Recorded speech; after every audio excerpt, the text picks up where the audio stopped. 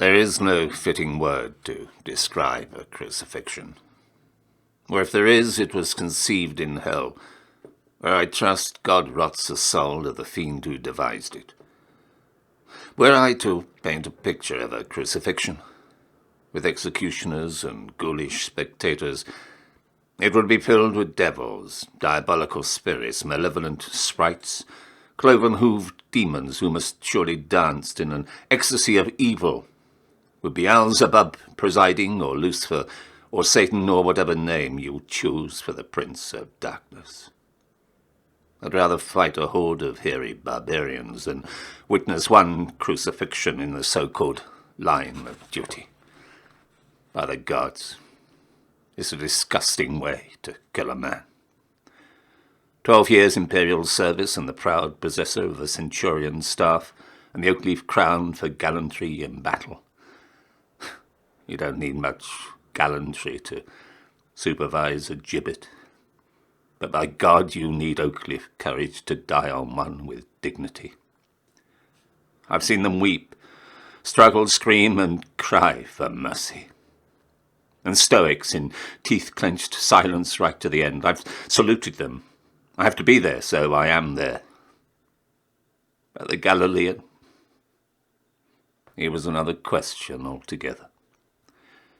The death of a criminal I understand, and I lose no sleep over traitors, but political guile, assassination by dupery, murder by manipulation, that wrinkles the nostrils. I could smell the stink of their pious fraudulence, even though they stood on the outer fringe. I could see the grim satisfaction, covert looks and nods. Through all the religious garb, the priestly manners, I could see their devious minds. Treachery wafted from them like the breeze from a stagnant pool. I offered him the customary drink, something to stupefy the pain, though I know of no potion that can blur the viciousness of a crucifixion. They usually drain the cup. The Galilean took it, let it touch his lips, and then returned it. Like a guest going through the motions of courtesy, did it with such grace, and looked at me so steadily I hesitated to proceed. I could see the executioners with their eyes on his robe like hungry dogs waiting for food.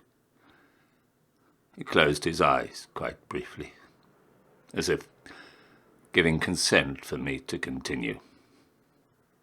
I echoed that consent, and in seconds he stood naked, while the men, like scavengers, searched for a seam to divide the cloth.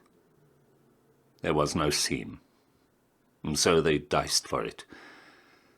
And while they gambled like gross, distorted urchins, we looked, not on his nakedness, but into his face.